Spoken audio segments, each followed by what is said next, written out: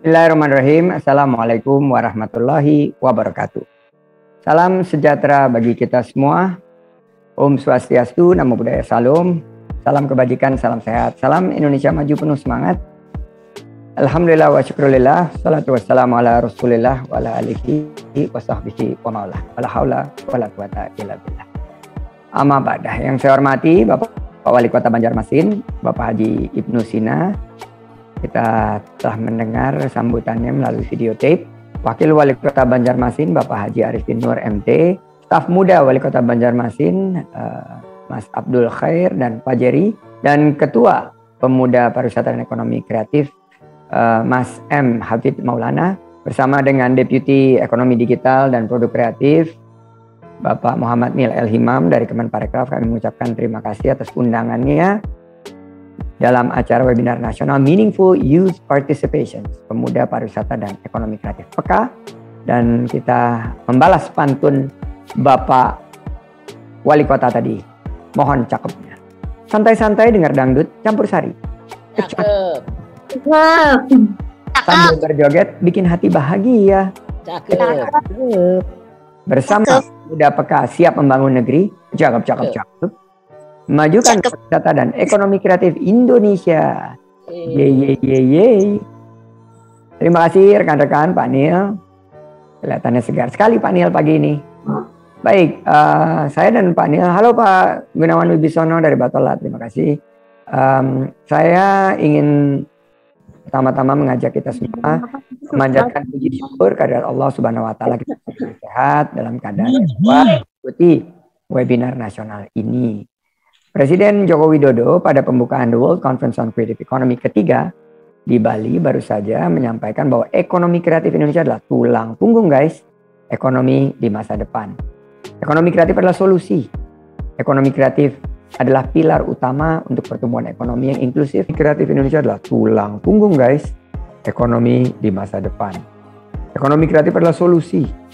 Ekonomi kreatif adalah pilar utama untuk pertumbuhan ekonomi yang inklusif. Pertumbuhan ekonomi untuk semuanya. No one is left behind. Seperti tadi sudah disampaikan oleh Bapak Wali Kota. Tidak ada yang boleh tertinggal. Semua harus terangkut dalam gerbong menuju Indonesia yang sejahtera, adil dan makmur. Baldatun Thayyibatun Warabun Ghafur.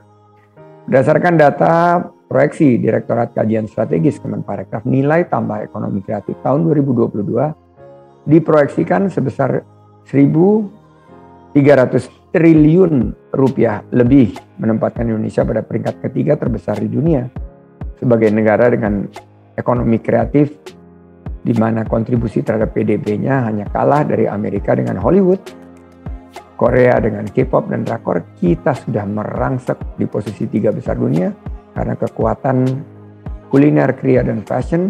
Apalagi kalau anak-anak mudanya mulai lebih banyak menonton drama horor dibandingkan drakor.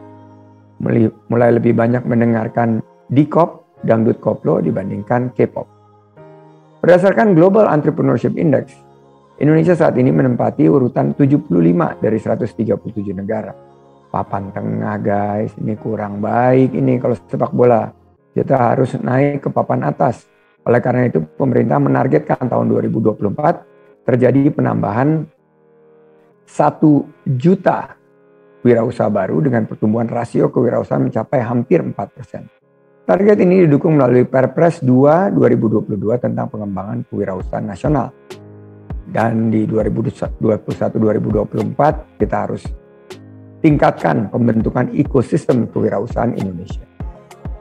Pembangunan berkelanjutan dan inklusif haruslah menjadi target kita. Berdayakan UMKM lokal haruslah menjadi solusinya. Perkuat rantai pasok industri parekraf. Inilah strategi G2-nya. Jumlah sektor bisnis UMKM sudah melampaui 64 juta dan kontribusinya melewati 61%. Dengan total 8.600 triliun rupiah, UMKM kita menyerap 97% tenaga kerja dan menghimpun lebih besar 60% investasinya. Tingginya jumlah UMKM di Indonesia juga tidak terlepas dari tantangan yang ada. Apa saja tantangannya? Ternyata 23% UMKM kita yang terdigitalisasi. Sisanya 77% belum terdigitalisasi. 83% belum berbadan hukum, 89% belum memiliki hak kekayaan intelektual, 92% masih menggunakan modal sendiri, belum tersentuh perbankan maupun pembiayaan. 93% usaha kreatif.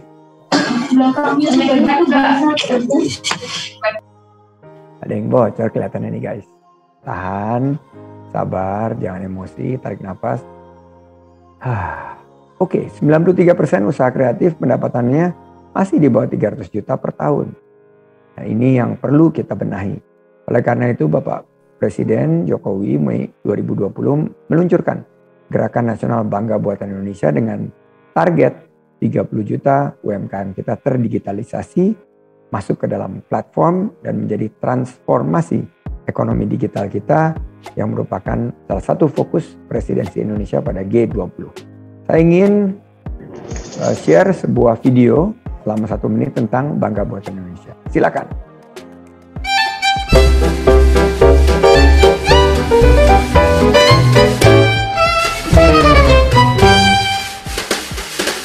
Produk lokal memang handal, kreasi lokal memang spesial.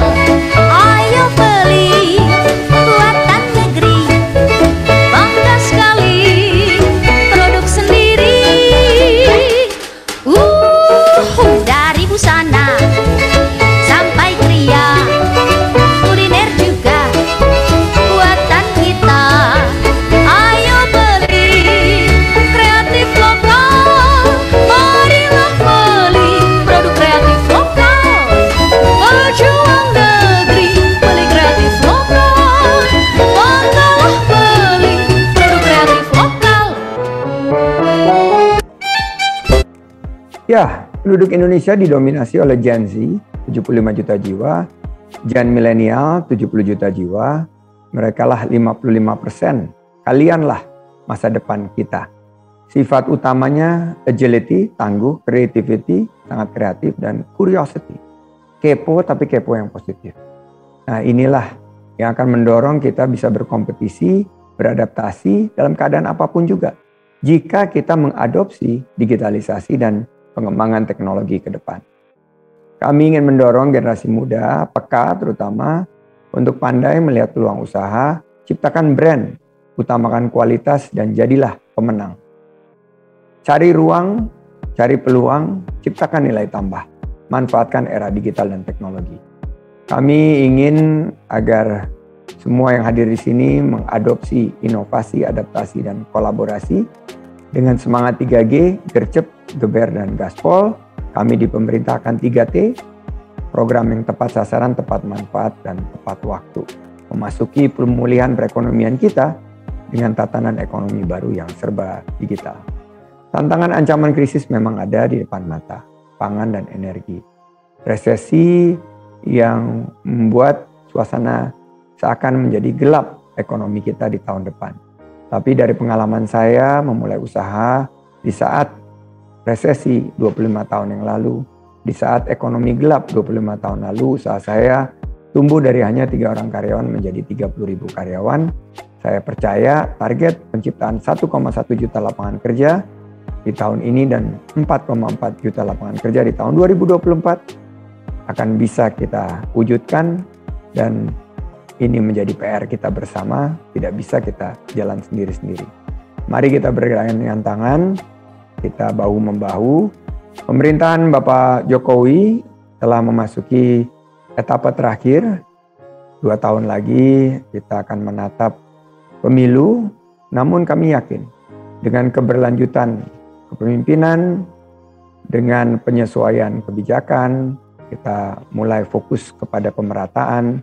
Ibu kota segera akan pindah ke Kalimantan. Kita lanjutkan perkembangan untuk menciptakan keadilan.